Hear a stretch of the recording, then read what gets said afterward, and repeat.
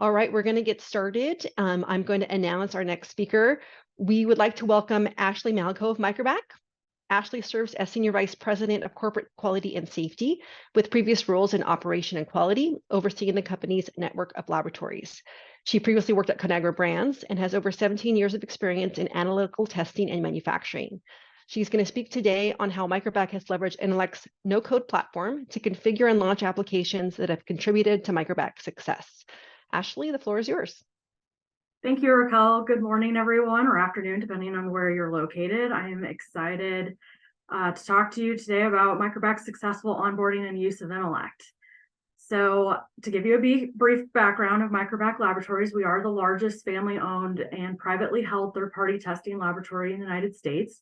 Our main business lines comprise of environmental testing, which deals with drinking water, wastewater, non-potable water, soils, things like that. Food testing, which deals with finished end product testing, ingredients, environmental monitoring samples for pathogens such as Salmonella, Listeria, E. coli 157, all of the fun pathogens you hear about in the news and recalls. Life science, which we test pharmaceutical stability studies, virology, and microbial efficacy. And then we have also specialty testing, where we're kind of a one-stop shop. We do some very unique analyses such as fungal resistance testing, COVID and wastewater, allergens, UCMR5 for our growing concern regarding PFAS. So as you can see, we're a pretty diverse company in terms of the industries we serve. To give you an idea of our company's size, we currently employ over 600 employees across around 30 and growing laboratories. This year alone, we have been audited a little over 35 times by various states, accreditation bodies, and customers to standards such as TNI, ISO 17025, and GXP, which we include as GLPs, GCPs, GMPs. So to start our story, we have to start with where we came from. So to give you an idea of how we handled our quality management systems before Intellect, we use what many of you probably still use or maybe used in the past, which is a combination of SharePoint, and we use that mostly for our document control, Smartsheets. We had a couple of homegrown non-conformance systems, Knowledge Tree, and various other Microsoft Office applications such as Excel, Access, and those kinds of applications. None of these had built-in notification capabilities. The revision process was manual and very reliant on employees, and there was really no links to training. We limped along with an IT-built non-conformance system for our cars and our PARs and our safety incidences. But once our IT team had attrition, we essentially lost anyone to really manage and configure that system. And when we looked at it, an upgrade and focus on that system was going to be a very costly pathway. And even if we were to invest on that homegrown system, we still were not going to encompass other areas of our quality management system, such as training, documentation, equipment calibrations, things like PT results, internal audits, things like that. The homegrown conformance management system had given us some standardization, but it left all the other aspects up to the individual laboratory to track. So each location kind of had different formats or ways that they tracked items. And some of those we found did not always have the required information. And further, we have dealt with turnover, like I'm sure all of you have experienced, and that became very cumbersome in that we would find files on personal computers, not on local drives. Sometimes that information would just be lost, and we'd have actually no idea where it was stored, and that put our company in a very vulnerable position. So we had identified a root cause to our issue, and it was time to convince my senior management we need to improve quality. So I presented them with a few pictures and a scenario. I essentially said, okay, I want you to envision yourself as a new quality manager in a laboratory. The previous quality manager quit, you didn't have a great transition, maybe the training was subpar, and you're now going to have an audit with state. Surprise, the auditor comes in and they ask you, hey, I want you to pull training records for John Doe, let's say for the test of a pH from October of 2019. And then I also want you to pull calibration records for the pH meter from March of 2020. And you walk into this room and you see all these documents. Where would you even start? I mean, and that's if you're even lucky and that things were actually labeled. And so I asked them to imagine themselves in that situation for an entire audit being a fishing expedition. And likely that audit was going to be a nightmare for that person and may end up in more deficiencies than really needed to happen.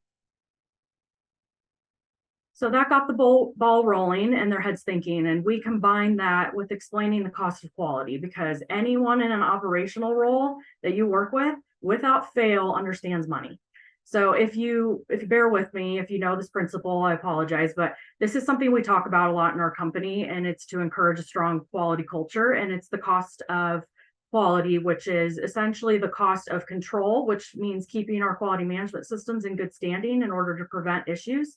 And that's what we find are in what they call as appraisal costs and prevention costs. And you add that to the cost of failure, which you can see here is external failure costs and internal failure costs. You divide that by your sales, and this is estimated to run at about 10 to 30% of your sales, or 25 to 40% of your operating costs, depending on your business type. And you may also have heard it expressed as the cost of good quality versus the cost of poor quality. Cost of poor quality is estimated to cost you about 7 times more than the cost of good quality. So any way you cut it, clearly there's a cost of failure to maintain good quality.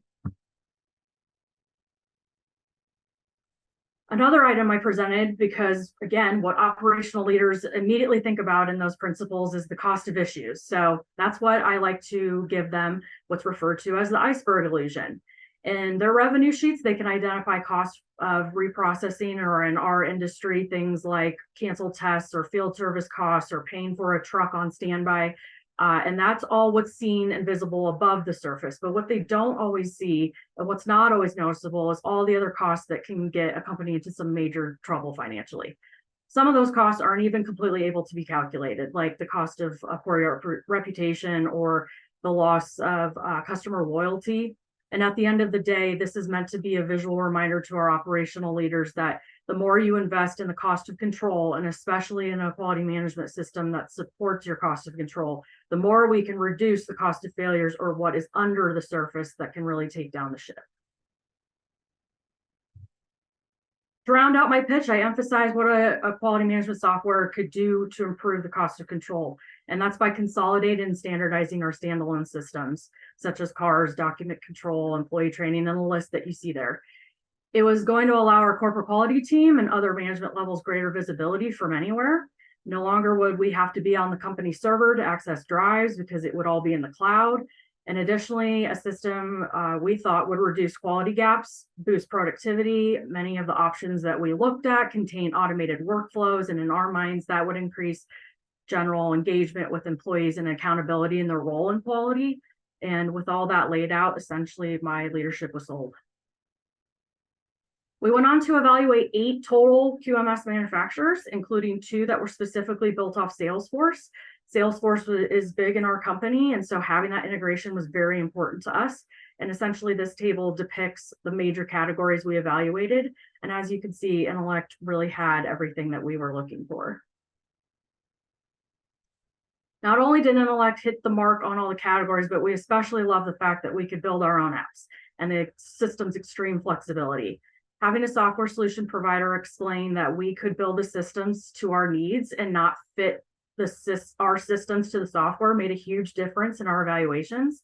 There were a number of demos where I had a software company tell me, well, that's just the limit of the software, and limits was not something I was interested in. I needed something to make my and my team's lives easier. And I will also add that the look and the feel were also important to us. We wanted a positive experience for our employees using the system every day, and having apps like we have on our iPhones and that kind of organization made me, for one, feel like Intellect was more aesthetically pleasing and tech forward. Additionally, in looking at the out-of-the-box configurations during the demo, the bones of a lot of what we do was there, and we knew that we could use all the strengths and maybe tweak a few things to make it very successful. And when it came to support levels offered by Intellect, as they just talked about, enterprise support was going to be crucial to our success. We have a large network to standardize, and every employee is using the system. So having a direct analyst assigned to our account for our rollout and beyond is and has been key to our staying on schedule and troubleshooting whatever we needed. So once we decided to move forward with Intellect, at the time, my implementation team consisted of just myself, Sarah Mullenbach, our corporate quality director of food and nutrition, and Alice Choi from Intellect. We would be what I considered the phase 1 team. As Sarah and I worked on phase 1, which included the release and configuration of 6 apps, we definitely needed additional assistance. We found that when we purchased the system, we figured we could handle our full-time jobs and the build out, but it quickly became more work than we had originally thought. So Tiffany Barnes from my team, who is my corporate quality director for environmental, was brought into the Intellect phase 2 team to assist in creating a help desk of sorts for our company. And she also helped putting together training documents on how our enterprise was going to use Intellect and she assisted in the rollout process. So with her on board, we were able to develop another 2 applications. And I think that it was a really good move because we had representation for multiple lines of business, which everyone should consider as you have a good representation within your company on your team. And we moved to the final phase 3, which it now includes the addition and appointment of Jennifer Walker. And she is now our official corporate QMS administrator and document control. And Jenny is now our main contact and configurer of Intellect. We are still a team, and we've been able to additionally roll out 2 apps and have just released the second largest one, or second largest endeavor, I would say, which was our equipment calibration maintenance at the beginning of this month. And then I also would like to point out, please notice that no one on my team is from an IT background. And I think that's really important to point out, as it has allowed our quality background to really be rooted in our decision processes. And the system has been friendly enough to allow non-IT background personnel to build what we have needed. Our app development and implementation strategy, I just wanted to quickly highlight for you so that you all kind of have an understanding of how we phased out the rollout. So as I stated, phase 1 was 6 apps. That took us about 14 months to configure and roll out enterprise-wide. And this is a depiction of that strategy we used to break down that development in stages. So this allowed for buy-in and feedback from our main quality personnel that would use the system. Having that feedback was crucial to our success on the system. As you can see, each app was slated for around 18 weeks to develop and release. And this is keeping in mind that we were releasing apps, but we still had to work on the previous ones if there was bugs or improvements that were needed or reconfigurations and things of that nature. Currently, we have a little over 500 employees in the system across the organization. Not every location is on the system, but the majority are. And we've had to be very strategic about implementation and where we rolled out the software just based on our business model and various projects that we've had going on simultaneously. Now I'll give you some snapshots of what is currently in our system. So here's our current web applications within our live site. The only app not available to our end users in the live site is our benchmark app, which is essentially pulling very specific KPIs for how we currently measure quality in our organization. And that one is still a big work in progress, but I expect it to be pretty impactful for our QA managers. And I think we're going to have some nice tie-ins with Data IQ. As I stated, the equipment and calibration app was just launched about a week ago, and it's by far the second largest endeavor we have configured outside of document control and employee training. In the laboratory world, equipment maintenance and calibration is a beast of a topic and in tracking because of the fact that there's a lot of scheduling of activities. We have internal calibrations, vendor calibrations, and intermittent verifications, cleaning and maintenance, and we have to have documentation for all those activities. And we're now additionally trying to tie in our computer system tracking to certain pieces of equipment so that we have adequate data backup tracked along with each location. And most of the other apps that you see here are really available out of the box. The food QC failures is just a specialized non-conformance app that we put together. And then our auditor portal I will speak to in a little bit.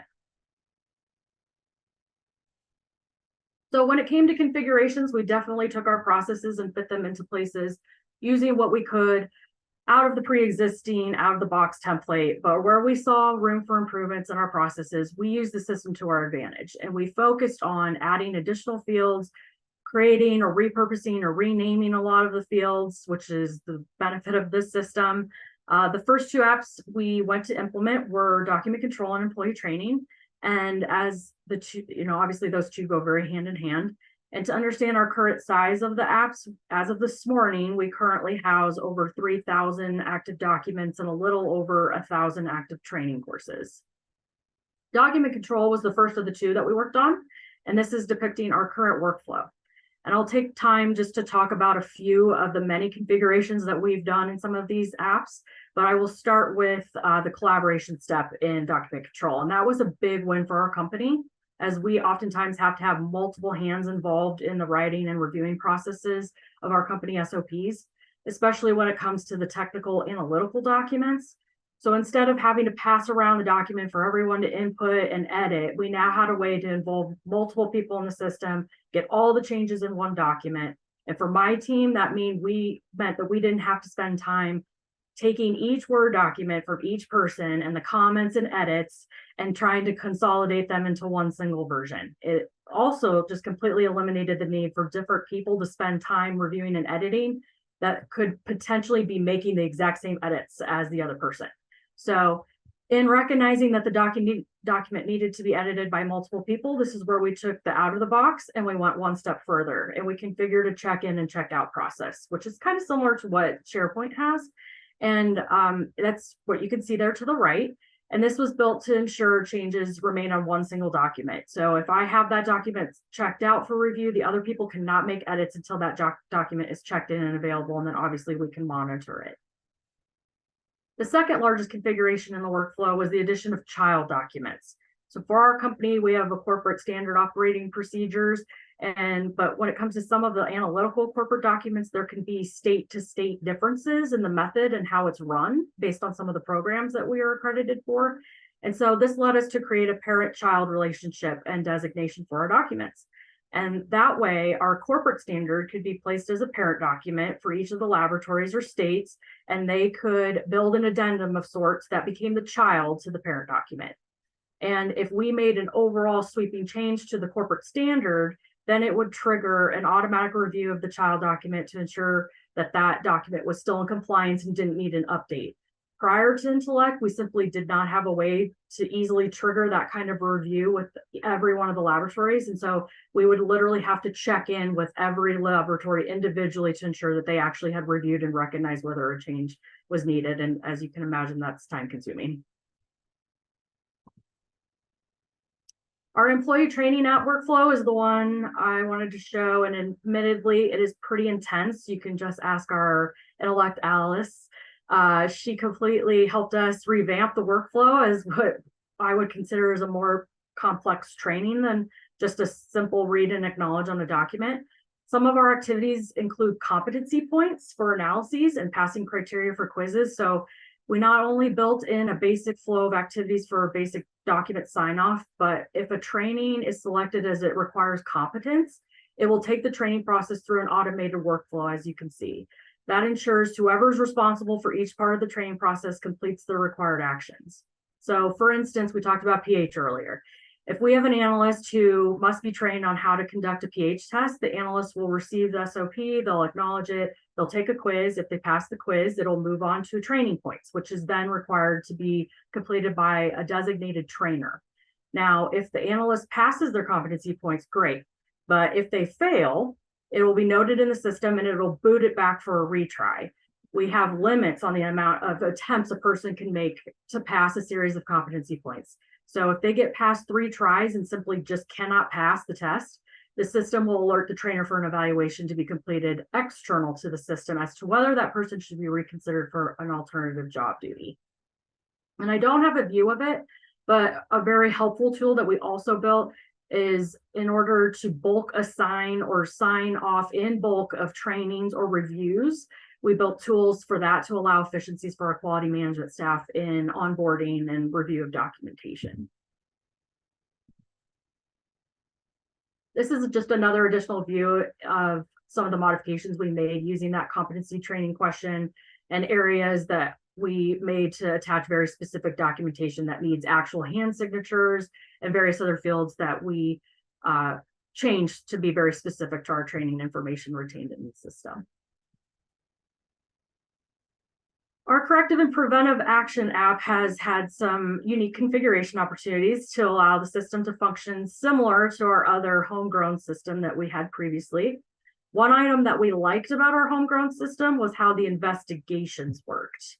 So we essentially took what we had from that system and built it in. Investigations are sometimes entered by multiple people for our company. And so we configured the system to allow a table entry of each person's perspective for information that they bring to the nonconformity that occurred.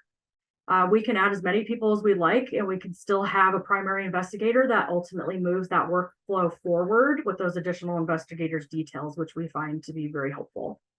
We also built our risk analysis to include very specific criteria for selection to ultimately calculate the risk. This included needing to understand the number of occurrences in the past 6 months. So a search function was created to pull that information.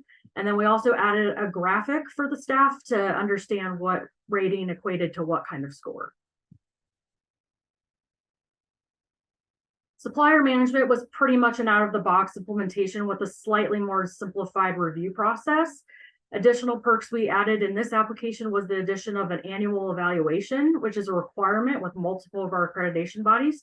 And that requirement is that we rate our suppliers on different aspects, and such as like turnaround time, customer service, price.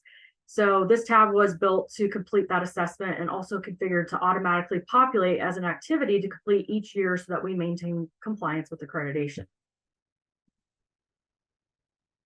Additionally, because we're required to keep certifications on file for our suppliers to ensure they conform to specific ISO accreditations, we configured a certification monitoring tool to allow quality managers to realize when supplier certification is expiring so that they can obtain a new certificate or just at least keep it as something on their radar to expect to see a new certificate. So once they have a new certificate, we can simply add the new file. We can add a link to the website if they have a specific page for their certifications if needed, and then we update the selected certification from our tool. In our audit management app, we configured it to be able to store both external assessments and our own company internal audits we perform. This included adding many fields to organize our information as an audit schedule up tool. We added an upload tool for each year. In the laboratory world, we are required to perform a number of internal audits on systems and methods. And so each lab creates an intended schedule in Excel at the beginning of the year, and then they set the month that each of their audits are due to perform. And the upload tool essentially take that schedule, keep it in the system as unscheduled until the first day of the month that the audit is due. And at that time, it will set an activity for the auditor to schedule the audit in the month for completion. So we also had to configure tabs to break down for the user to see their audits, like when they're due, what's overdue, and what is still yet to be scheduled for the year. As I mentioned earlier, we have developed some custom apps. So first is our auditor portal. And this was something that actually was brought on by early feedback we received from one of our quality managers. She at the time had felt pretty uneasy about allowing auditors to see and have access to the system. So you all have probably been there in some capacity where an auditor may ask to see one thing, but if the screen shows a lot of options, they could start to pick things that you might not necessarily want them to see. So our solution was what we called the auditor portal. So how it works is we have built an audit prep tab you can see here on the left. And that is where we can pull information from specific apps that you want to be available for the auditor or that the auditor has asked to see. You pick and choose what information you're going to upload. You'll essentially check out those documents so that anybody that's active in the system can't make any changes while you're trying to show it to the auditor. And then once you have what you need, it's going to push it to the auditor portal tab. And then only what you want available for the auditor to view will be there. And so far, we have linked just our documents, our training records, complaints, and CAPAs. The second custom, it's not necessarily an application, but it's a huge bulk add-on that we configured in our user management, was a tool for offboarding. So when you manage as many users as we do, and with the amount of employee turnover, there was an obvious need to figure out a way to manage those activities that were never completed or need to be passed on to the next person assuming that role. So a lot of activities were ones that we were finding that could not just be canceled. So this tab allows us to take a current employee under termination, pull all their open activities, and reassign to any active user. It will automatically then push that activity to the new user and populate it on their dashboard or console as the activity to complete. And we configured also other capabilities to bulk reassign document ownership, trainers of training courses. So we have the easy ability to move the activities with essentially with anything that has that user's name related. And I could probably go on and showcase configurations for the next hour, but for the sake of time, I think I hit most of what we found to be the most pertinent customizations. And as far as the outcome of having Intellect as our quality management system solution, a big one has been what it's done for our audits overall. So we've gained significant efficiency from just a corporate quality audits that we perform. And this was because the audit management app has a place to note all of our deficiencies and automatically start a CAR from that deficiency. Prior to Intellect, we had to notate everything on paper checklists, and then we have to try, if we went as a team, we'd have to try to combine our findings into one Word document report. And it was time consuming on our end. And then once we got our report done, we'd have to give it to the QA manager, who would then have to take all those deficiencies and enter them into the homegrown non-conformance management app. And so with us starting a CAR directly, the deficiency information populates into that CAR for the location as a skeleton, and then the QA just has to fill out some information so that they can get their process rolling for their laboratory. So that's been huge for efficiencies just for my team. Admittedly, in external audit deficiencies, I find to have been good for us, as they have led us to really think about how we can make Intellect work for our company, and automatically capturing items that we're missing or didn't previously document prior to an audit. As a result, we then can make a whole system change that applies to all of our laboratories to prevent findings and subsequent audits at other locations. The system has overall eliminated our need to chase binders or paper records like you saw in my initial photos. It's also allowed us to review documents within the software with auditors and reduce the amount of paper copies and records that an auditor could potentially take with them or review in off hours, which could result in more findings. And then in speaking about paper in general, because we're focused on moving electronic, we are becoming more sustainable and reducing the need for our use of paper, ink, office supplies, folders, all that. Really important to us was, what is everyone saying? What is the feedback, both internally and externally, from those who view or use the system? Internally, the staff love having one system. They no longer need to track down multiple spreadsheets and remember who has done what, as they can monitor all of that through their consoles. They love how the quizzes can be built in for document training to test competency of staff. We often find that employees were being set to read 10 SOPs in their first day, but they didn't really actually retain any of that information. Well, now we can tell, because we have to, they have to remember the high points and specifics because of the questions that we ask in those quizzes. It also allows us to better focus on training in areas that quiz questions are most often failed, or vice versa, where we're seeing nonconformities, we build quiz questions to capture that subject from the SOP. Employees have stated that they like how the CAPA app is built to walk employees through step by step. You can't move to a corrective action if you haven't identified the root cause. I can't tell you how many CAR meetings I have been in where people are trying to talk about what they're going to do to fix the problem, but haven't even narrowed down what the root cause to the problem actually was. Well, now the system creates a limitation to make them make that decision before they move to a corrective action. A director of one of our laboratories stated it helps hold all employees accountable for their quality activities. We preach that quality is part of everyone's responsibility, and this system really ensures that everyone is accountable for their part. Employee training is much easier, and with automated reminders, it links directly to the documents, and gone are the days of physically chasing employees for signatures. I can't tell you how annoying that could be at times. Externally, we've been able to cut down on ISO audits by half days, saving on billed amounts to our company, which has been really nice. State assessors have commented on how much they love the system and how it's built and the ease of access to documents. One auditor within the last 4 months was quoted saying that Intellect makes going through quality systems easy. Customer audits, even better.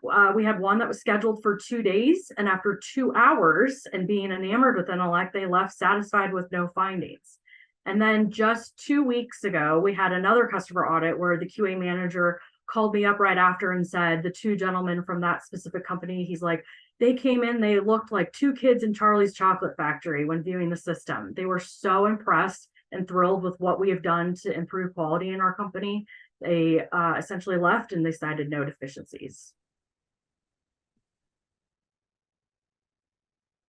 To summarize, our return on investment, this just highlights what was provided to our CFO. And that's many of the things I've already covered in terms of giving us a higher level of visibility, automated and accessible, traceable, and audits made easier. There's now awareness and accountability in all our employees.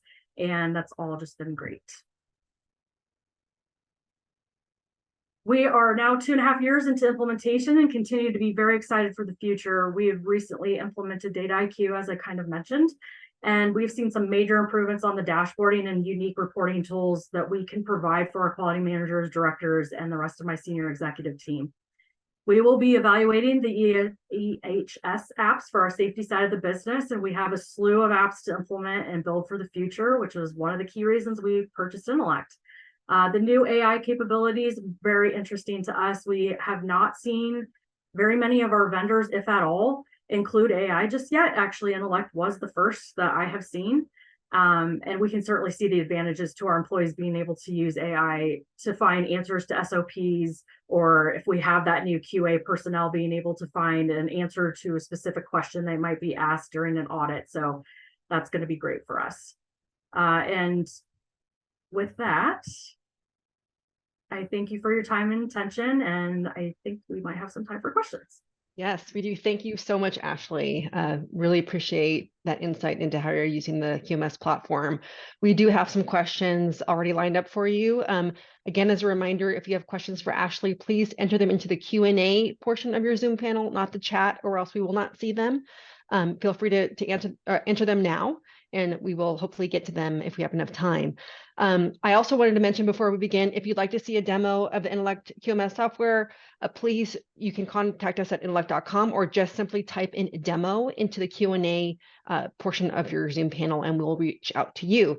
You can also follow Intellect on social media, on LinkedIn, Instagram, Facebook, and Twitter. Okay, we're going to jump into the Q&A.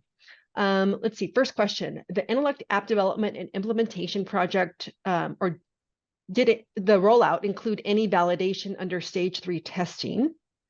If so, what did that look like, and who developed and executed your protocols? So I'm assuming that has to do with the GMP kind of side of the business. We have not done any IQ, OQ, PQ for our company yet. We're actually, because of the fact that we are continuing to improve a lot of the apps and still working through the kinks, we want to wait until we're at a steady state before we actually perform that validated and roll it to the GMP. As I stated, we're not at every location, so we've held off on that for now. Okay, thank you. Next question. Hi, Ashley. How many employees at your company are configuration trained? Is there a training plan for those who want to learn configuration? There are currently 4 trained on configurations, and they're only within my corporate quality team, and all of them are actually trained on it. So there's no further plans for other people to be configuration trained. Okay. The next question, could apps developed by one user company be implemented as a template for another company or user? Let's see. So for example, knowing when a supplier certificate will expire. So I think that might be more of a question for Intellect, just because obviously that was a process we went through, and I don't know if that's considered just pertinent to our company, and if we would be able to share that or not. But if that person wants to reach out to me directly, we could definitely talk. Okay, and we can definitely address that question at the end of Innovate. We're going to have a brief time for Q&A towards the end and we'll bring Sean Weatherall back on, and he could probably answer some more detail. Let's see here. How long did it take to implement Intellect into your company? So we rolled out the first 6 apps, and I would say the implementation went in kind of phases. So we had the first 2 apps. Everybody had about a couple months to do that before we hit them with the next 2 apps, and we tried to do it with the biggest set, which was the employee training and the document control first for their upload. That was a big part of implementation, was needing to upload everything they currently had into the system and organize it. And then we kind of gave them 2 apps that were a lot easier, where it was, you don't have to upload things, you're just going to move into this system. So overall, that took about 14 months. to get those 6 apps implemented. Okay. Which, if any, apps did you choose to use out of the box? None. Okay. Nothing directly out of the box. There needed to be configurations of some sort, whether it was naming conventions or anything like that, direct. Got it. How do you keep track of changes or improvements with Publish Cycle? So we have our own internal tracking through Teams. We have a very detailed spreadsheet, as my team is probably laughing right now. We have tabs for the different apps. We have what we call is like a help desk through our company. So anytime one of our QA managers has a suggestion or something's not working or they want to see something for the future, we add to those lists and we work on those in between configuring the new apps that we're working on, and that's how we track. And additionally, that's kind of how we track help desk tickets too. When there's an issue, we have a way of knowing if it was a previous issue and what we told those particular people, making sure that we're giving the right feedback each time. Okay. Let's see here. And I'm not sure if you're able to answer this question on the fly, but what was the dollar value added for that 50% reduced audit time, maybe on a per employee basis? Does this translate into performance metrics? I cannot give you a dollar amount, but the performance metrics has definitely been something we have been able to look at within our company. From annual review point of view, every month they are also evaluated on their implementation of the system. So we're constantly looking to make sure that they're using the system, and they get feedback on each of those apps and kind of what they've been doing in the system to make sure they're using it to its full potential. Okay, thank you. Let's see, and you might have answered this, I think, already, but they missed it. They wanted to see what 6 apps you started with. Great question. Document control, employee training, CAPA, the food QC failures, which I said was just a non-conformance change. We just changed the non-conformance app into being called that. And let me think, complaint management. Okay, thank you. Do you have to follow any standard for your QMS documentation? No. Okay, that was pretty easy enough. On GMP, we will when we get to that. Okay, perfect. Do you have uses for the new AI features or plans for introducing those features within your apps? Yes. So as I kind of mentioned toward the end of the presentation, I think that the document control and having employees be able to ask the system specific questions if they don't know, like there's a procedure and they want to know how long is the step for drying for a TSS sample, which I know a lot of people probably don't know what that is, but if it can shoot back, 20 minutes, that's going to be huge for new employees who are still trying to learn. And then additionally for audits, when we have new QA managers or QA managers are maybe not so sure about where to find a particular answer to a question an auditor might ask them, they're going to be able to use that tool to say, what is our document retention period, and it'll pull it up. So we're very excited about the possibilities for that. All right, thank you. Next question. Do you use the mobile apps or plans to use the apps on mobile? We currently do not use the mobile apps, but we would like to use the mobile apps. Again, we've been trying to just focus on the configuration of the major apps, try to get all those rolled out, and then we'll focus on the mobile aspect. Okay, perfect. Did you build any apps just from scratch? That would be the auditor portal and the benchmark app, which I didn't give you insight into because that's a little bit more proprietary to our company, but that one's going to be a big one. Okay, wonderful. Let's see here. How many sites are you deployed in, and how did you encourage user adoption? So we are currently deployed in 26 locations. And I'm sorry, what was the second part of the question? How did you encourage user adoption? That's a nice question. User adoption. So we had a rollout, and the QA managers that were in charge of those locations had a rollout map that they were provided at the beginning of everything, where they had to tell us where they were in implementation. We also held open office hours. So when we first rolled out, every Wednesday, we'd have open office hours for 2 hours. The QA managers could come in in and out as they please to ask questions or ask for help. We also were able to sit with labs and do one-on-one demonstrations where we would share screens and we would show them what to do, and then we'd pass the screen over to them and ask them to do it in front of us so that they got used to the system. And then it was kind of a train the trainer. We would train them, and then they would be expected to kind of train the employees that needed to do certain functions in the system. All right, thank you. Next question. How did you learn advanced configuration? Through training offered by Intellect. Okay, perfect. And then we have one more question for you, unless a few more pop in last minute. Are there specific programs you've implemented apart from QMS for operational excellence CI in your company?